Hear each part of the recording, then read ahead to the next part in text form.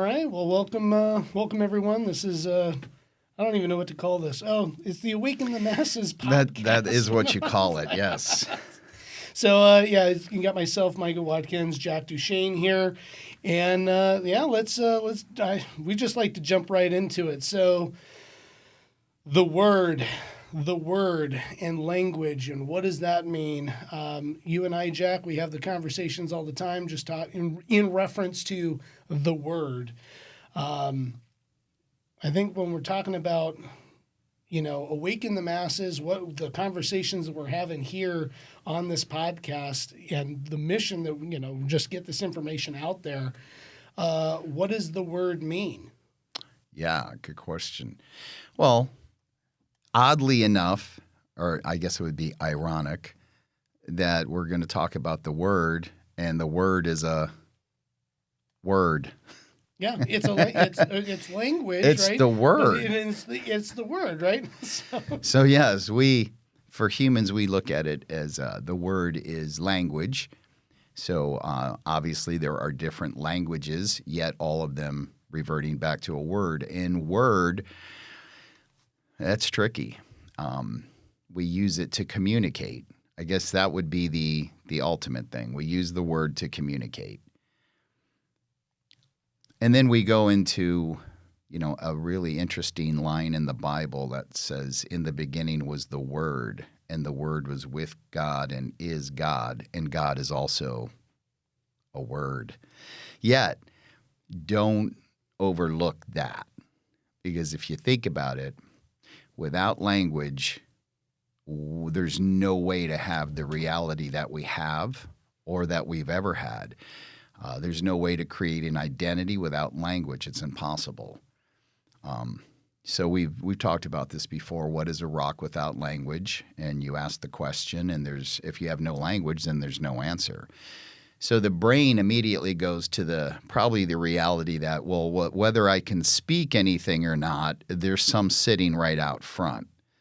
Yeah, well, what is out front? What is out there? See, it's all based in language. So your brain's so programmed in the language that it's not able to get away from it, even if you had the idea to remove it. Yet so we find out the rock is an agreement. That's what it is. We've agreed to call it a rock if we were programmed with the English alphabet and the English language. We call it a rock. I don't know what they call it in, Mexico. El Rocco? Or I don't know. Or China, right? China. I'm sure it's very vastly different than yes, what we say for rock. Yet meaning the same thing. Language to describe, using the word to communicate.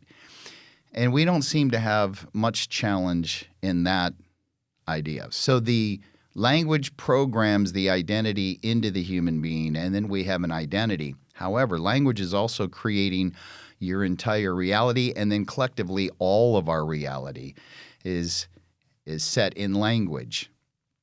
So the language, interesting, was with God and is God. And God, when you think of God, what do you think? Well, most people, hey, there's this, higher being, some people say consciousness, or it's universe, or it's the creator of all things. Creator. So we've a creator. All right, so here, let's look at these clues here. In the beginning was the Word, and the Word is with God. We view God as the creator, and is God. It's saying that God is frickin' language. Yeah. And then you think about it for the human being, and you're like, well, without language, you're not even able to create a concept of a God. Absolutely. I mean, God would not exist without the language. Exactly. Now, if I am more religious in my programming, I don't like to hear that. I don't want to hear that at all. However, it's in your book. It's telling you that the Word was with God and is God. Without the Word, you cannot create any reality whatsoever.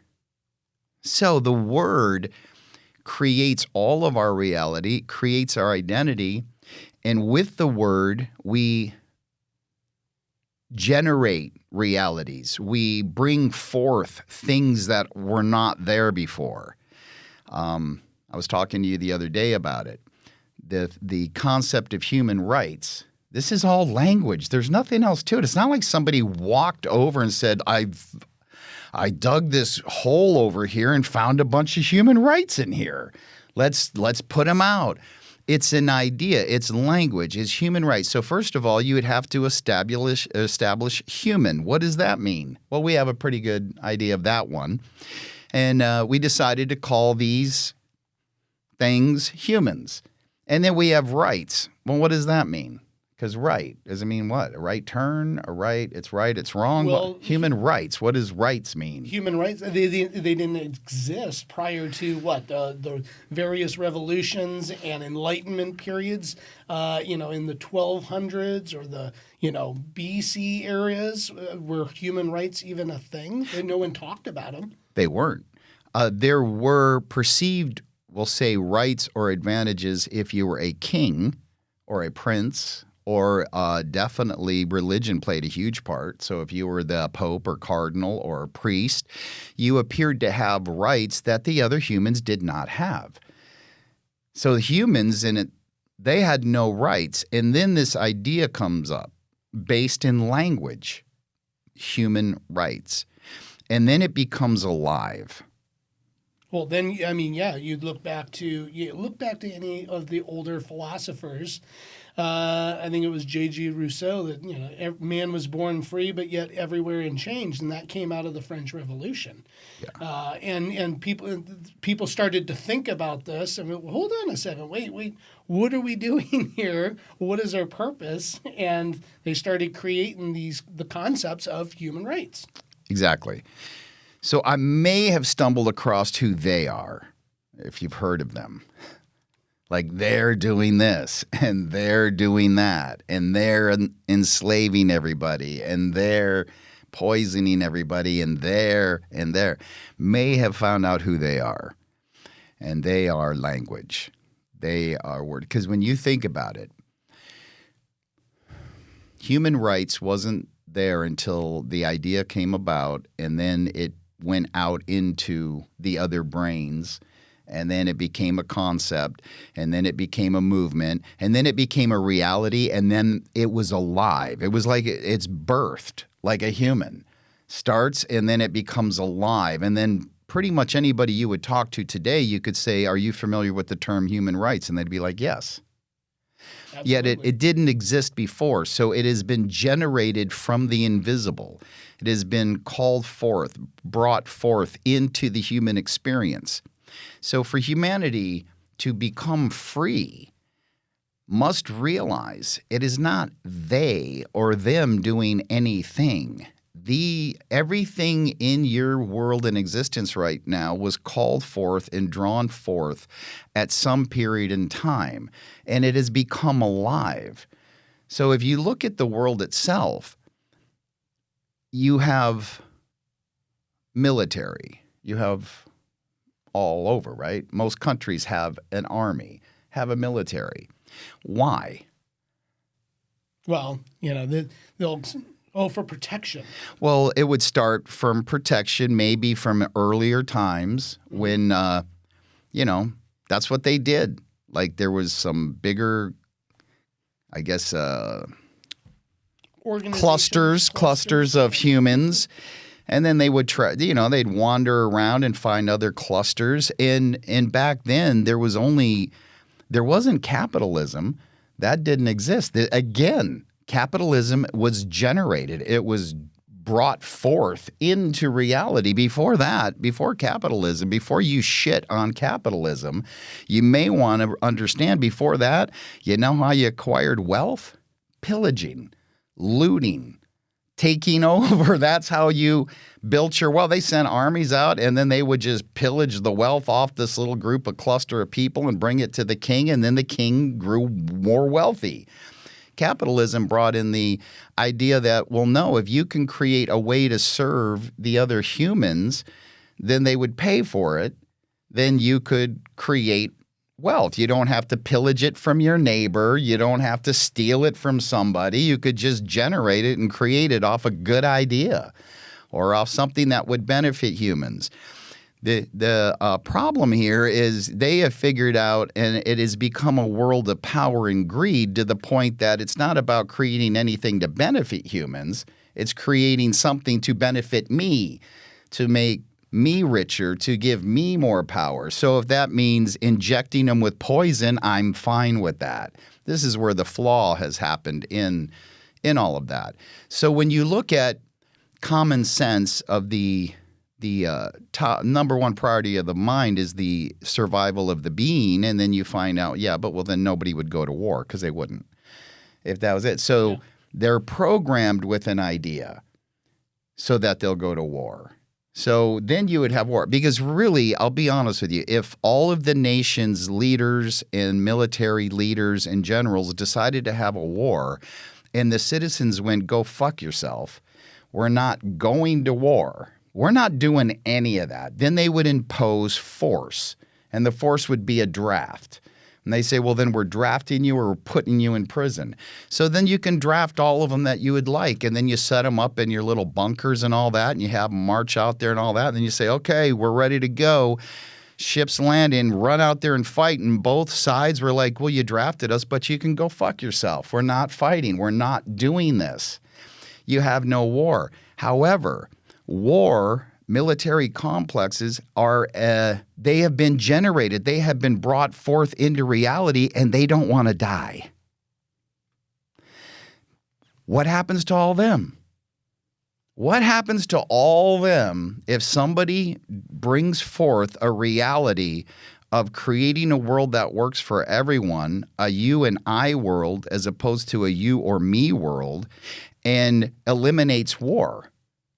Well, what happens to all the soldiers? What happens to all the generals? What happens to all the weapon makers and tank makers and all this shit? What happens to that? It would die.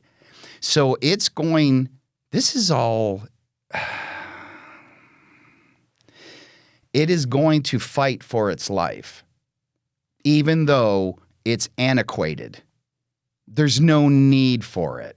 It's not needed anymore, but it's going to fight for its life, and it's going to keep doing its best to train the human beings to believe that they need to do this, to the degree that take a child at 5 or 6 and bring them into a classroom, and the first thing you do every morning is have them pledge allegiance to a flag which was made up for a country that was made up. You may as well be pledging allegiance to Santa Claus. Now, for the patriots of said countries, they don't want to hear that shit. Yet think about it.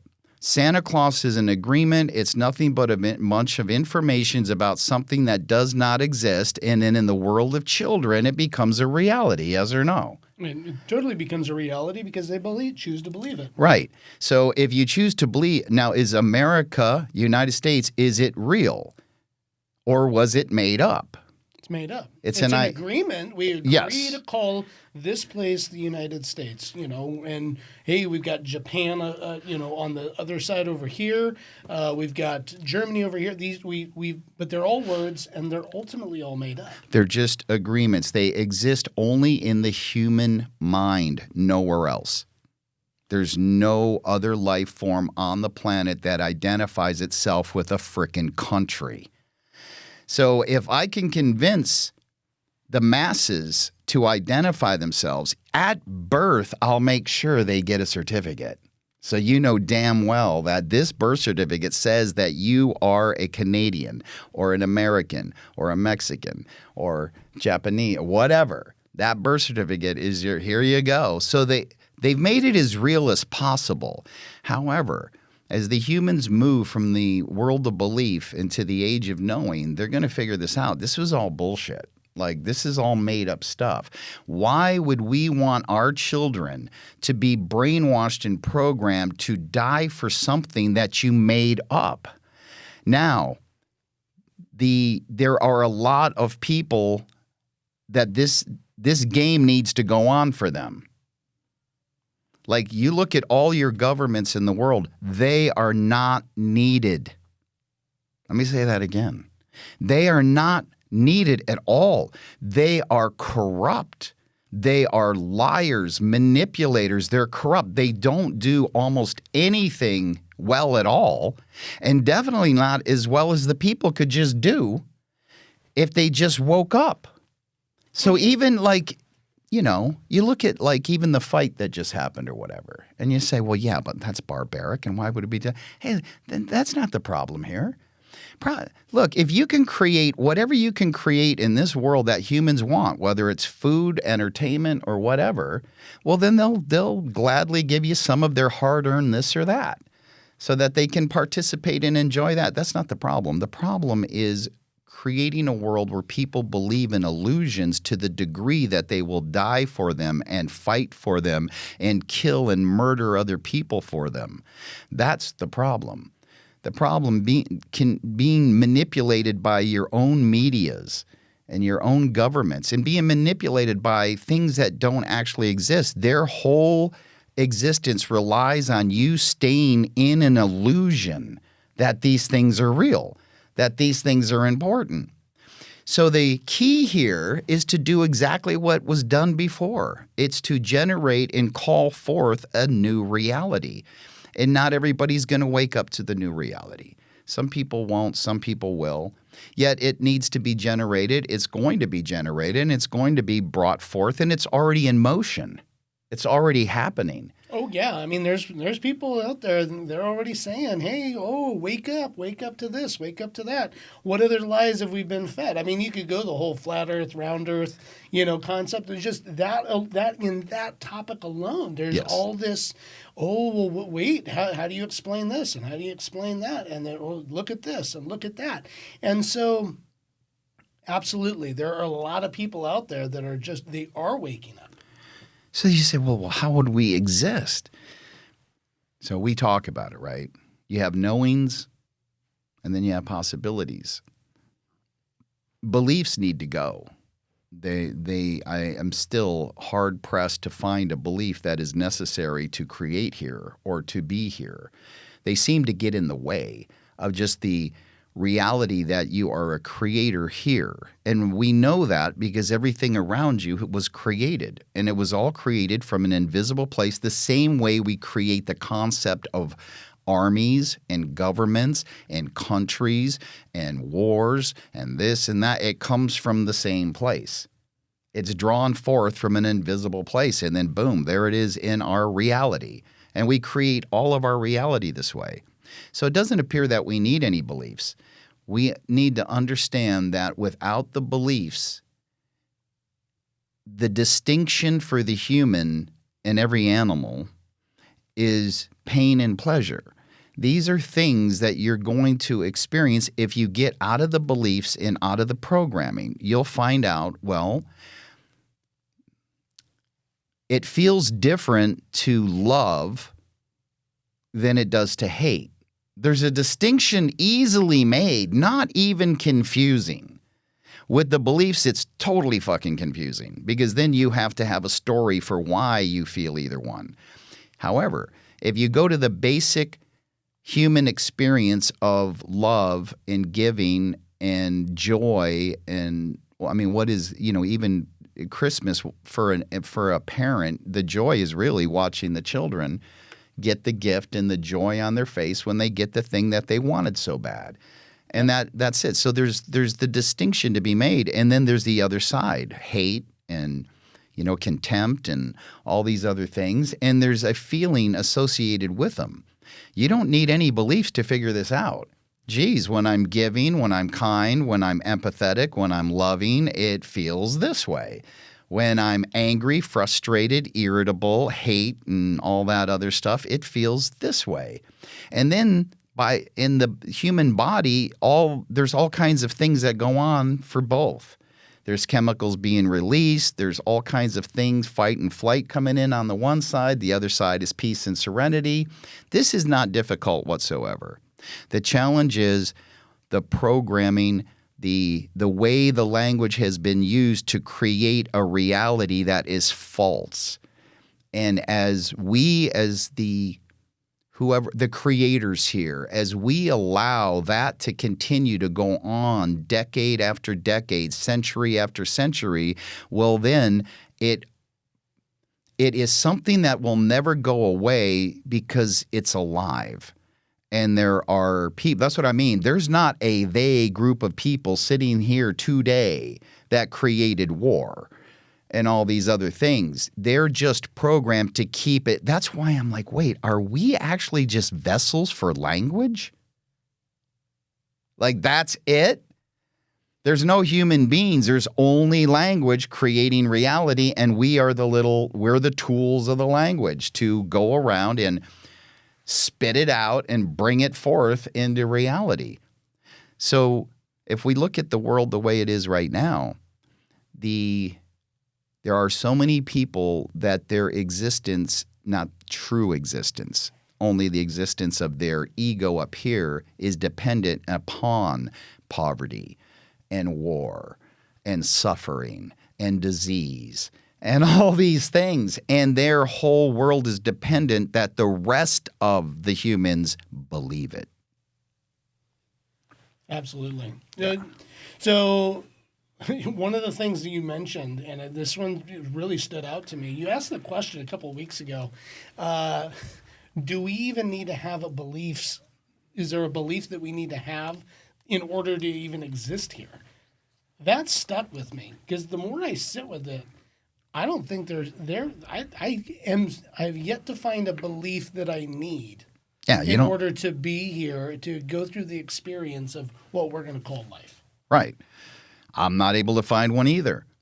Now, I can go back and, even the topic we just had, excellence and all these different, all of this is abstract. Here's the challenge. Language is to create with. God, creator. The word is with God and is God. So language is to create with. So before we get all freaked out, like, well, what are you saying? No countries? Well, I'll tell you the truth. If you look at the idea of people who have their whole world has existed in a world of billionaires and, owning all the pharmaceutical companies, all of the media and all of that kind of stuff. Well, then language is very important to them and the illusion is very important to them. So having you establish a one world order, you're going to get rid of the countries. You don't need them. You can just call them sectors if you want. Sector 1, Sector 2, Sector 3, just for communication, because that's all it would be for. Just so we know what sector you're going to. You guys, you're going to go over to Sector 41, which happens to be Australia, and you're going to go do this or that or whatever. Right now, we call them countries, and there was no problem with that. You could have called them sectors or you could call them countries. They were for communication. Language for communication is the tool of the creator. Very, very powerful. We have a problem with we don't go with that. We don't stick with that. It's not that we're going to call this United States because it's over here. And then if you're over in England where this is, or if you're in South America, where this is. We create them as things that are alive, like, oh no, it's the United States and you need to die for it, and it's the country of freedom, and it's the best country in the world, and this and that, and your children should be pledging allegiance to it and be ready to fight and die for it. That's all bullshit. That is where we screw everything up. We use language in an abstract way that confuses the creators and keeps them locked in an illusion of basic, almost fucking hell, because you just can't break free from the illusion. Even when you want to be okay, you're not okay. So we have to get to the place where we're using language to communicate and to create, not to perpetrate lies, not to confuse people, not to distort and manipulate them. So there's a concept I keep hearing. I'm like, it's interesting. There's people out there that go, well, what's happening to the humans is their energy is being harvested. You heard this one? Well, Stuff like that. yeah, I believe there was a whole movie, dedicated to that. And what was it, The Matrix? Yeah, so their energy and in the that monster thing for the kids. The monster thing. It's an animated, like, what's the Oh, yeah. kid movie place? And not just Disney, the other one. I don't know. They make a lot of kid movies. Oh, like Pixar and all Pixar. that? Yeah. Well, yeah, and monsters, they terrorize kids because they harvest their screens. That's right. Monsters, Inc. Monsters, Yeah. Inc., which somehow they correlate that over to scaring kids and then drinking their blood that's been all hyped up with adrenaline and all that crap. It's funny how they work in this world. Yet when you're oh, now I lost the thought. Where was I just before we talked about the movie? Hey, I'm losing thought on the podcast. Where were we going? We were going with the energy harvesting. Ah, yes, the energy harvesting. So I'm thinking about that, and now there's some people going, yeah, it's aliens that are harvesting your energy, and I'm going, well, I don't know. Again, do we have a belief about that? No, we don't. Is it possible? Anything is. I don't have a knowing of it, though. All right. Yet the concept that they're harvesting your energy. So I'm sitting with that, and then I was like, well, wait a second. You mean harvesting your energy? You got to understand that these things are alive. This idea of war, of poverty, of us against them, and all these concepts have been brought to life in the realm that we live in. So when you're talking about harvesting energy, then it's like, oh, you mean convincing people to follow a certain path, because the only thing they really have is time. Time and focus. Time and focus equals energy. Time, focus equals their energy. If we can get their time and their focus, then we have their energy, and we can use their energy to keep our world going. So if we could convince them that the dream is to go to work for a company or corporation for the next 40 or 50 years, and then they can retire with almost nothing, and then we'll give them a little bit of all they've given to us so they can live some shitty little life, most of them, not all of them, and then they can just die and get out.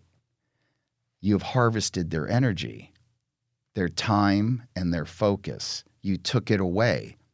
If you didn't put the illusion in front of them, if you couldn't convince them this is the way to go, then you cannot have your world. So your Rockefellers fall. Your Soroses fall. They all fall. They can't have that world anymore because they are dependent upon slaves. And the slave is, we have your time and we have your energy. We convince you to do something so fucking pathetic when you know and you understand the power that you have as a creator to give up all that power to play in a shit game of illusion so a small group of people can keep playing their fucking wars and keep getting greedy, filthy, frickin' rich beyond belief is an absolute bullshit game, and the creators need to wake up to this. If you wanted to create, so that doesn't mean create some la-la world where we just sit and grow flowers and watermelons and, we're here, you can have a watermelon, here's some. You can still do the cool stuff. We like concerts. We like watching football. We like doing all that stuff. Yet you don't have to have this power and greed element. A good example is, I know somebody who does the accountant for a company, accounting, and they made profit last year, 1.6 mil. Okay. Now there's 24 employees.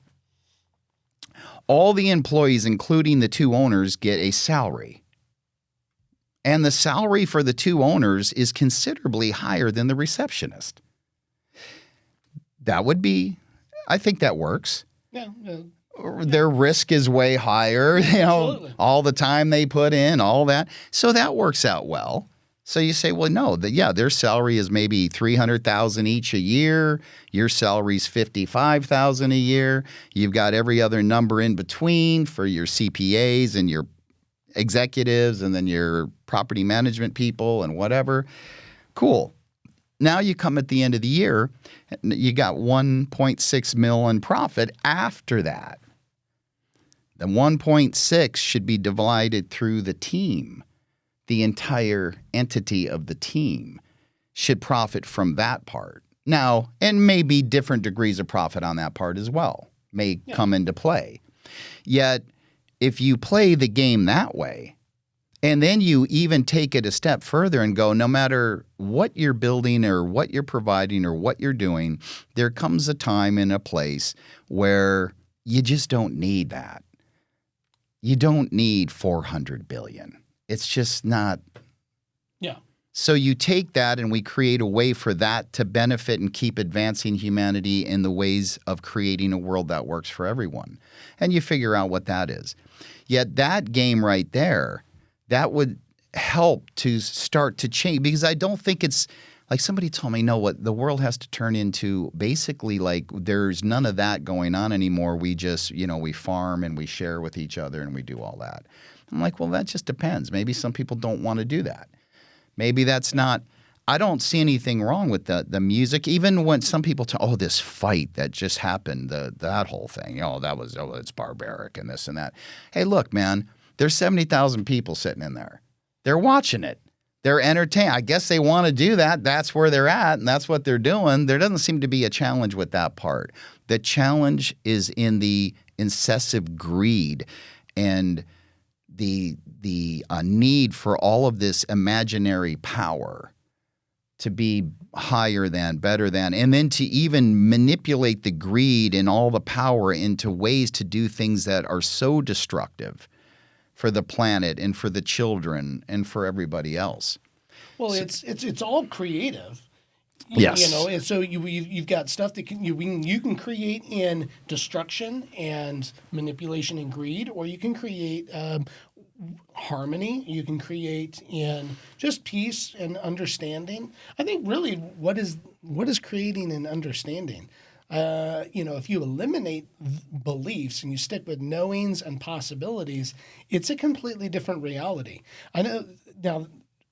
Having lived this concept now for a little bit of time, after really diving into it with you, it is a really powerful place to be, knowing that, and look, I'm not bound by anything. I don't, just because I don't believe it. It's just I either have the knowing through experience, or it goes into possibility, and then you can create on what is it that you want to actually create. Mm-hmm. And you've always been creating. It's the illusion that has been programmed in that is stifling everyone. Absolutely. So that they create on default. So the way they set it up, you're training them to create. They're creators, and you're not going to stop that. You're just directing what they're creating. So they're creating. You're running after a shit show when you have the capability of creating something magnificent like a universe. And you're running after this because they're going, well, no, the goal is to have you get a house, right? What was the American dream?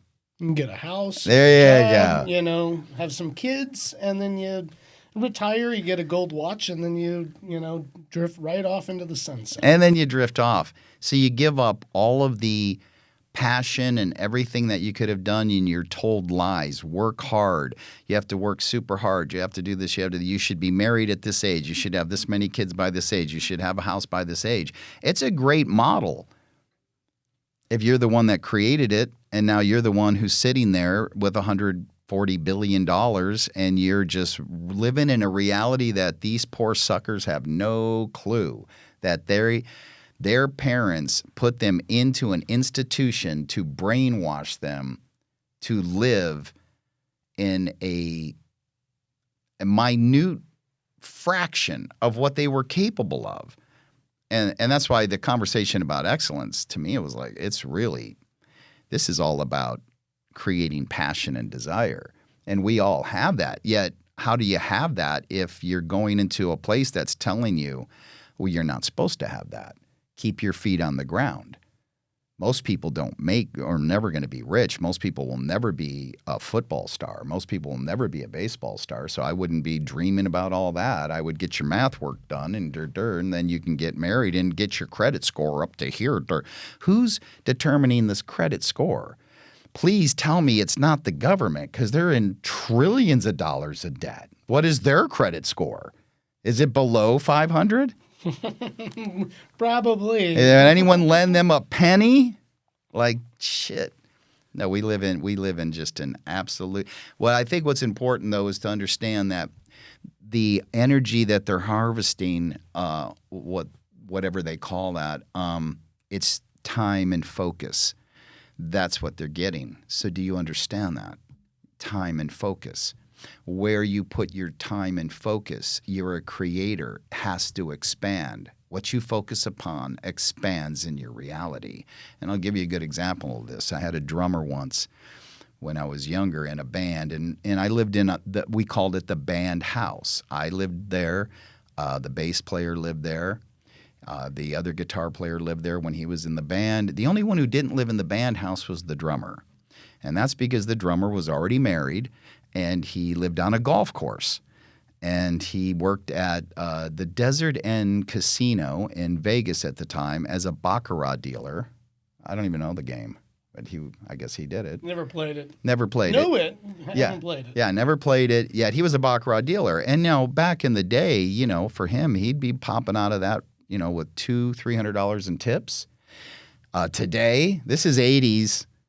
So today he's like walking out with $900, $1,000 a day in tips. So he's got money, lives on a golf course. He had a $5,000 drum set. Out of all the bands in Vegas, going into these shitty little bars to play our little set of music, he might have been the only one tooling around with a $5,000 Sonar drum set.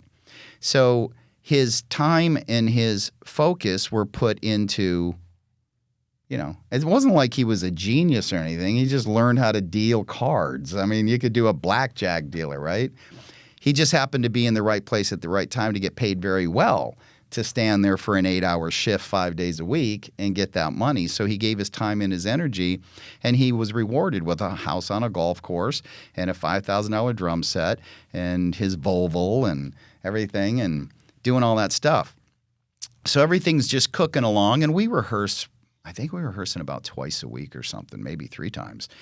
And we had a spare room. The one guitar player moved, and now it was just the bass player and myself, so we had a spare room. And my bass player worked at Sam's Town, another casino in Vegas, right down the street from where we lived. And there was a guy that he worked with. His name was Richard Burton, like the actor. And Richard Burton, they were cooks. My roommate, my bass player, was a cook there, and Richard Burton was a cook there. And he said, hey, Richard needs a room. So we rented the room to him. That's great. We get rent money and all that. Yet Richard brought in another element. He brought in cocaine. So cocaine wasn't there before because cocaine was like over at the Shark Club where all the people who could afford cocaine were hanging out. And, the cocktail waitresses and them, they were doing cocaine, and the bartenders. But it wasn't in our house. We were broke. We're losers. So he brings in cocaine, and he does something interesting that I didn't realize was going on at the time, but he was offering people bumps, like just a little, you want a little bump? So, put a little Coke, he had a little Coke spoon, little cocaine on the spoon, you did a little up your nose, oh, okay. Now you're like, ooh, I feel good. So he's like, oh, good, you want a bump? And he was really, you're like, this is a nice guy. He gives you bumps. So he's given us all bumps. And then, it happened to all 4 of us or 3 of us at one point. All of us, including me, walked up to him and was like, hey, can I get a bump? Every time we did that, he said, you know what? Come in the room for a minute. And he had a table set up in his bedroom with 2 chairs and a mirror and his little Coke. And he's like, come on in here for a minute. Take a seat. Yeah, I'll give you a bump. Take a seat. And he's like, well, let me give you a bump. But I got to tell you, this stuff isn't free. Yeah, this guy was good. He was super good. So at that point, you're like, well, what? And he's like, well, I'll give you one more bump, but hey, this stuff costs money, so I'm going to need to get paid. And you're like, well, how much is it? And, it's cocaine. It was $100 a gram or $125 a gram or something. I'm like, shit, I don't have that money. So I just bolt out of there and forget about it. And the bass player didn't have that money to play the game. I mean, maybe mildly, like Friday night, you're going to go out and have, party and get a little quarter gram or something. But the drummer could play the game. The drummer had the big bucks coming in. So the drummer starts playing the game. So he starts showing up there and he's right into Richard's room.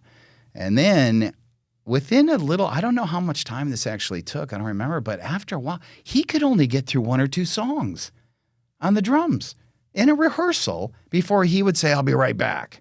And he'd pop off those drums and he'd be in the bathroom. And then this started going on. Then it got worse and worse. Then he started missing rehearsals. Now he's not showing up at rehearsal at all. Now he's in the bathroom for like 20 and 30 minutes at a time. Because it's somewhere he had learned that if you take the cocaine from Richard and you have a spoon and a lighter, and I forgot what else, but something else you put on it, and then you heat it up, it turns into a rock. And now you have crack. So once he figured that out, he's disappearing for 30-minute bathroom breaks. We're all, we're sitting out there like, oh, this is not going to go well. So long story short, he loses the house on the golf course, everything, and he's just a crackhead. So if you look at it, his time and energy was perfect. It started to get pulled in that direction, and then his reality, because whatever you focus on is going to expand. So then because we're creators, that's what we do, and it's our time and our focus that equal what we create. So as humans, we need to wake up, if we are even humans. Yeah, we need to wake up to the fact that the system that is set up and has been set up for a long time in front of us doesn't want to die. There's a lot of people relying on that system staying in place. Oh, yeah. And when I say a lot of people, I don't mean the majority. Not even close. This goes into the other kids movie. I think all we got to do is watch kid movies and we'll figure out what's going on. Oh, they've been putting it all right out there in front. The Bug's Life. Oh, yeah. All right, so that's grasshoppers and ants I get. I haven't seen the whole movie, but I heard the gist of it. So the grasshoppers are understanding that if the ants figure out that they outnumber them outrageously, they will be wiped out and be done very quickly. Yeah, that's what's going on. The amount of people on the planet keeping these ideas of war and poverty and division and all their bullshit games of inclusion and all this nonsense they do and race baiting and all that, the amount of people on the planet that are benefiting from that at this point is very fucking small. Oh, yeah. The creators just need to wake up. And do you notice I said the creators need to wake up, not the warriors, not the gun toters. We don't need to grab the guns and go firing bullets everywhere. That's not the answer. That plays right into the game they're already playing. We're the creators. They can't have their world if nobody will play. Yeah, you can just stop the game. They wouldn't be able to have it. Yeah. If the citizens said, you know what, you're just corrupt, you guys don't know what you're doing, we're not doing this anymore. There'll be no taxes coming your way. We have figured out another way and we're going to use it and we're going to pay people to do what you should have done. Fix the fucking streets. Take care of this. Take care of that. So we've got to wake up. And the illusion runs deep.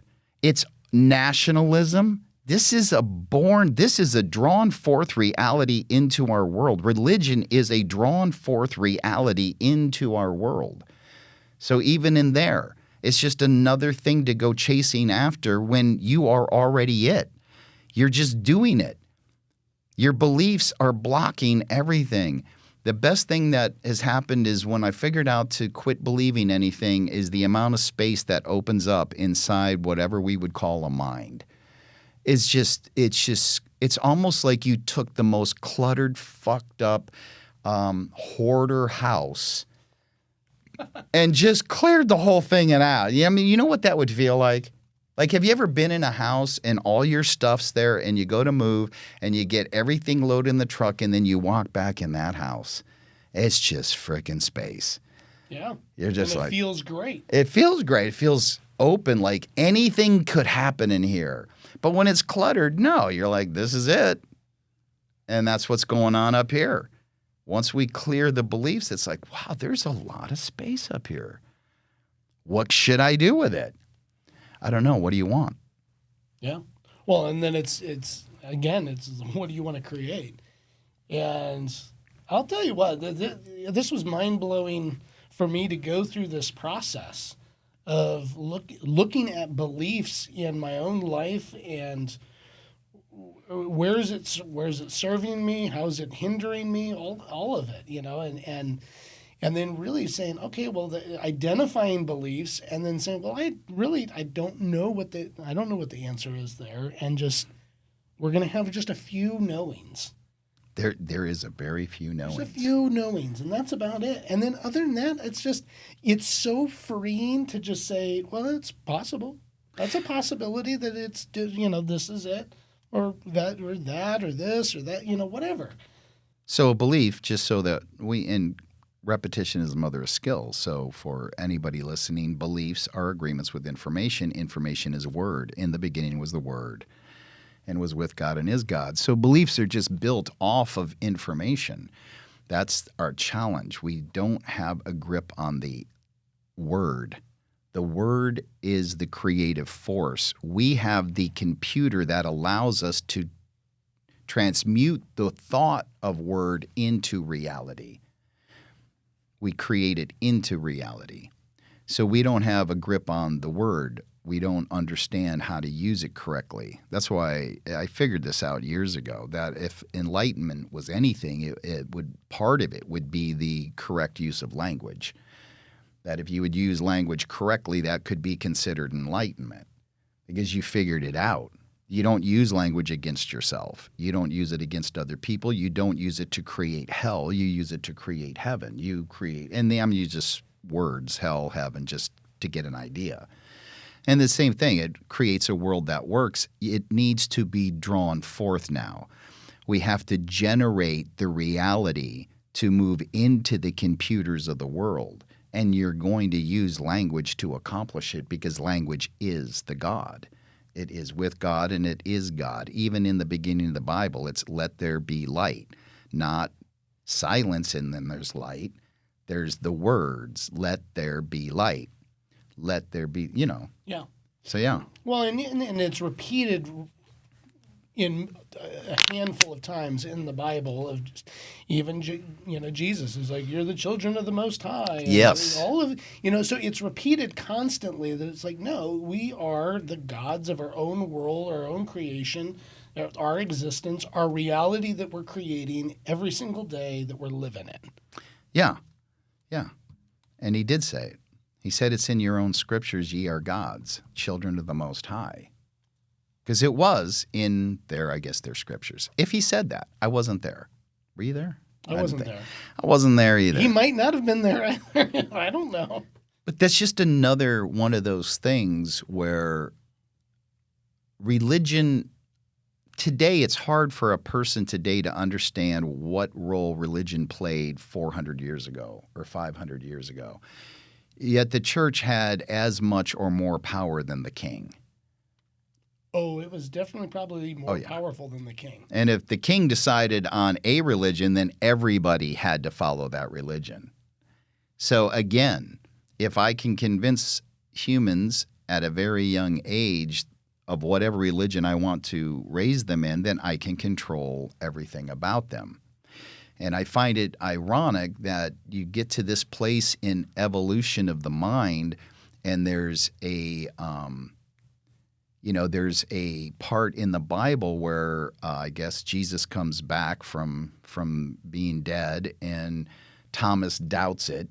So he's like, well, yeah, they hadn't patched up or done any surgery on the nail holes. So here, Thomas, put your finger in my nail hole. And And then Thomas is like, oh, crap, I believe now. And he's like, well, yeah, you're blessed. But really blessed are those who are going to just blindly believe without ever having any evidence. That was so big when I was involved in religion that was like almost a virtue. It was like something that you would, it was like good that, oh, no, you just, like there was a podcast with a rock star who claimed that he knew Jesus was God's son 1,000%. Yet you know it's 1,000%, but you have no evidence or real. So he's like, well, how do you know? The interviewer is saying, well, how do you know? And he says, my faith. That's what I mean. Convincing the creators that it is best for them to believe in things that they cannot prove and have no evidence of is somehow going to benefit them. Well, let's put it this way. Let's say it could. Well, you've had hundreds of years, and it hasn't. Yeah, it has not. It has not. In fact, I think it's created more division. Yes. Murders, genocides, all of this over religion and beliefs. All the crusades, Oh, the yeah. genocide to get their point across. If religion was the answer, it would have already worked. It doesn't work. As a matter of fact, not only doesn't it work, but it is very questionable that if Jesus is the Son of God and he did come back today, people are going to turn this off right after I say this. If he did come back today, I want you to think, and this is for the people that do go to church every week, and they've been doing that, and they were programmed to do it, and they're doing it. I want you to think about this. There was an old saying, if you've ever heard it, what would Jesus do? Was that? Oh, yeah. Yeah, we all heard it. So I want you to think about this. Jesus comes back today, and do you think, based on the image you have of Jesus and what you've read about Jesus, that he would be impressed with your trillions of dollars of churches that you have built all over the planet? And that doesn't just mean Christian churches, Mormon churches, all of them. Many of them are worth tens of millions of dollars, these structures. They have cafes in them now, little places to purchase some snacks and things. And then you walk into the sanctuaries, and they're magnificent and beautiful, and you come in there in your Sunday best, and you sit in the comfy little chairs, and the band comes on, and you're all sitting there like, this is it, and this is what God wants, and you give your 10% because God needs money. He used to need fruits, vegetables, animals, but it all moved into and you don't even need to give the money to God. You used to burn the stuff. I guess he smelt it or something. But now you just give the money to his representatives, and they build these mega churches. Not even just mega churches. You build a church that seats 500 people on the corner of a street, you're going to spend several $1 million to build that church, to go in there every Sunday because you are pleasing God, doing what you believe you're doing, what you were programmed to do. But if Jesus was standing there, you don't think for a moment he wouldn't pull you out of that building, show you the starving homeless people 4 fucking miles away, and go, get the hell out of the building and go help these people. And you have children being sex trafficked. You saw the movie about it. You told everyone to watch it. But what the fuck are you doing? You're meeting this building, playing this game. Use it. Take the building, gut it. Create a place for homeless people and battered wives with children to come and have shelter. But don't just do that. Create it in a way that it has education, to help them to be educated, to go out and heal what's happened to them so they can create a life. And all the time you spend in that church every week, 3 hours, some of you 10, 20 hours, give that time to that. Go and help those people. Put your time there. Which one do you think Jesus would be more on board with? You want my honest opinion? Yeah. Just from Yeah. what you know about Jesus and what you've heard and what his image was and what the hell he was doing. He'd be pretty stoked that you went and did something else other than building some monolith to go worship him in. Yes. Yeah, go make an impact. The Catholic Church, more gold than anywhere, tons of property, all this shit. You're telling me Jesus is going to come back high-fiving all of you people? There's no way that would happen. He would come down and say, you obviously missed what the hell I was talking about. Which reminds me of the story of the pastor. If you ever heard the story of the guy, the new pastor for this big church, I don't remember what, this is actual true. I don't remember the state it was in. Nobody knew him yet. He was going to show up that Sunday. I don't know if you ever heard this one. He showed up as a homeless man out front of the church, and everybody ignored him. And nobody gave him any money, and people looked down on him, and he was dirty. And I mean, he showed up dirty, disgusting, filthy. They ignored him, looked down upon him, judged him in their mind, and then went and sat in their comfy little church. And guess who came walking out to give the message? The frickin' bum. Powerful. Many of those people got pissed off. Oh, I'm sure they did. Yeah, they did. Because so my father had this saying that he shared with me at a young age, and I'll tell you, it's stuck with me to this day. He was like, "Look, just take care of strangers, because you never know when you're entertaining an angel." There you go. We have all kinds of good philosophies. Yeah. That would be something good to be carrying around with you. And listen, for anybody out there who's listening who happens to be in a religion and didn't turn this off already. That is by no means claiming there is no creator or God or whatnot, or that anything like that, because I wouldn't know that. How would I know? Yeah. Like, I don't have a knowing. Yeah, I don't have a knowing of that. All I'm saying is question things. Does it make sense? Don't just listen to the programs you've been given and what you have been told by other people. Is it a possibility? Of course. Now, there's over 300 religions. They all believe they're correct. Could they all be correct? Possible. Yeah. I mean, at first I was like, well, there's no way they could all be correct. And I was like, only if the system worked this way. Whatever you believe here goes with you somewhere. So if you believe the Mormon gig, you go into a Mormon gig next reality. If you believe nothing, you go into the nothing next reality. If you believe in Muslimism, you go, I'm like, that would be the only way they could all be correct, perhaps. So it's not really saying that not to believe in anything. It's saying to question it and get rid of the beliefs about all of it and just let it be. So what I did with it was I decided at 32 years old when I left religion that there could be something out there that is beyond me, especially through something that had happened to me, that could be accurate. Yet I didn't know what it was. And I didn't know if it was one thing or if it was many things. Like, is it a God or is it a whole nother realm of beings or whatever? But I decided to just go one-on-one with the fact that, well, whatever it is, if it's there and it is aware of me, well, then I'll just trust it to lead me wherever I'm supposed to go and what I'm supposed to know. And I'm telling you what, that's what happened. So that was 30 years ago that I made that commitment and said, I don't know where you are now, but I know I won't be forsaken, and I just want to know the truth. And I gave up on it needing to be any religion or any human being telling me what the creator would want. And is there even a creator? I don't know.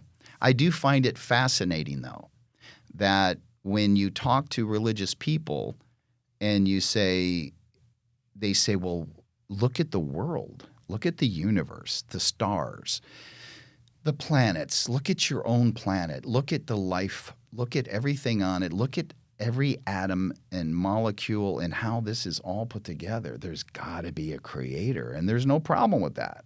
And then I go, okay, I'm on board with that. Now, who created the creator? Who created God? And they're like, nothing. Nothing. And well, now wait a second. If you think something had to create this because of how magnificent it is, then whoever created this would be more magnificent than this But you have a problem believing something created that. Like, oh, no, that's just a solid no. Yeah. That's interesting. So you think something had to create this, yet you refuse to believe anything created that. For all you know, this is it. It doesn't need a creator. It is. You call it life. Who knows? Those are the questions we don't know right now. So we just ask questions. We just investigate. The best advice we can give is don't believe anything. Know what you know, and be open to possibilities and ask questions. That's how I got away from the shackles of a religion, was to start asking questions. I didn't just leave. I had a meeting with the other people in the church, the other higher up people. And that's all I did is I came in, I said, I've got a lot of questions that I'd like to get some answers to that I'm not finding any answers to, and nobody could give any answers. And that was the defining moment when I realized that this doesn't make sense. Yeah. And it didn't make sense. Well, I think we're done for this Awaken the who? Awaken the masses. Awaken those masses. Somebody told me the other day, you're not going to awaken everyone. There's no goal. There's no end game of awakening any certain number or amount of people. This is something that we are going to generate. This is something we are calling forth that is not already here. Perfectly said. Awesome. Awesome. We're See you all out. next time.